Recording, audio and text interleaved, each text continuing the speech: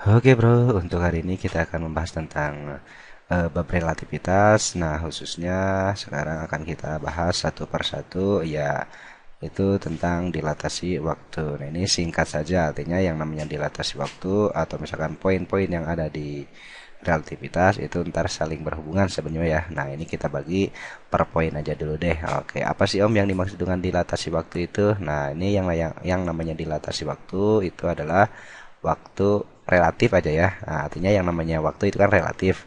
Nah, sebelum kita jauh membicarakan tentang dilatasi waktu, yang namanya waktu itu bisa dikatakan sebentar, bisa dikatakan lama. Tergantung siapa? Tergantung pengamatnya atau tergantung kerangka acuan biasanya ya. Jadi misalkan nih kamu punya waktu 5 menit aja deh. Nah, ini 5 menit. Nah, oke, ini 5 menit itu relatif nih, artinya bisa terasa lama, bisa terasa sebentar gitu kan ya. Nah, oke, padahal waktunya tetap 5 menit gitu kan. Nah, contoh misalkan nih, kapan dikatakan waktu itu sebentar, 5 menit itu sebentar? Misalkan 5 menit ini kamu gunakan buat jalan-jalan sama teman-teman Allah semuanya. Artinya kan kalau cuma 5 menit pasti sebentar gitu kan ya. Oke, kalau misalkan kapan dikatakan 5 menit itu lama? Ya ketika misalkan walaupun 5 menit kalau kamu berdiri di atas atau misalkan di bawah terik matahari yang panas sekali, maka 5 menit itu terasa lama kan ya. Nah, padahal kan waktunya tetap 5 menit. Nah, itu ya, itulah yang dimaksud dengan relativitas atau relatif gitu ya, sederhananya itu mah ya. Oke, balik lagi ke dilatasi waktu. Yang namanya dilatasi waktu itu adalah waktu ketika pengamat atau misalkan suatu objek bergerak dengan kecepatan mendekati kecepatan cahaya. Nah, misalkan ilustrasi sederhana yang sudah pernah kita bahas di latihan soal atau misalkan di contoh soal itu adanya istilah paradoks kembar gitu kan ya. Nah, ini bumi misalkan nih.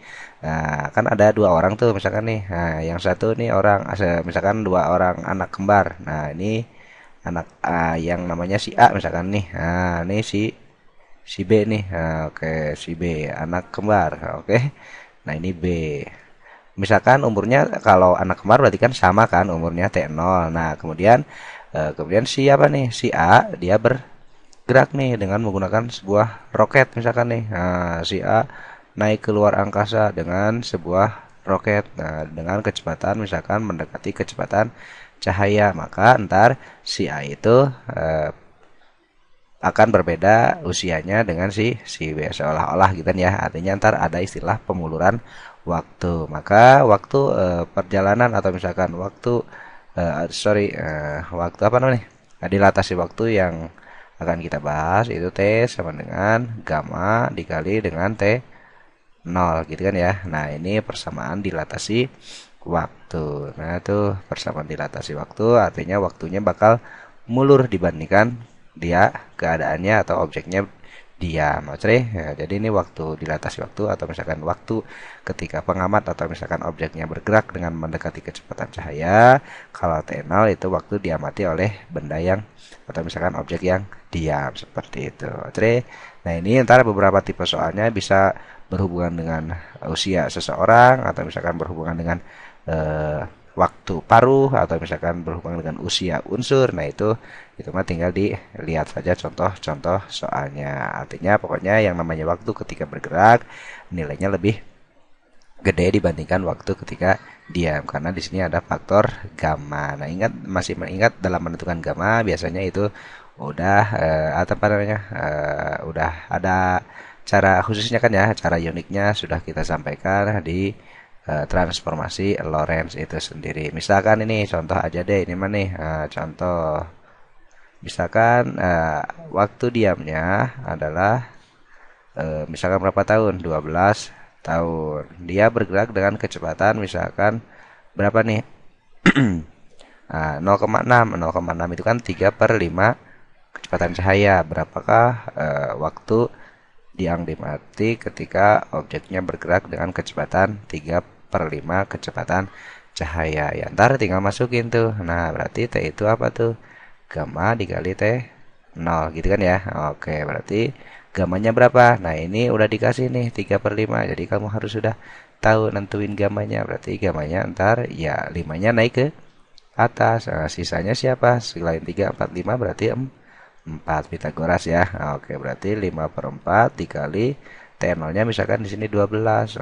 Oke, berarti 12 sama 4, 3. 3 kali 5 berarti 15. Nah, artinya nih waktu relativitas atau waktu relativistik atau misalkan dilatasi waktu nilainya kan lebih besar dari waktu ketika dia diam. Seperti itu saja. Pokoknya nih persamaannya. Dan yang perlu hati-hati di sini adalah ntar menentukan mana yang diam, mana yang bergerak. Karena jangan sampai ketukar nih antara T sama T nolnya. Cre.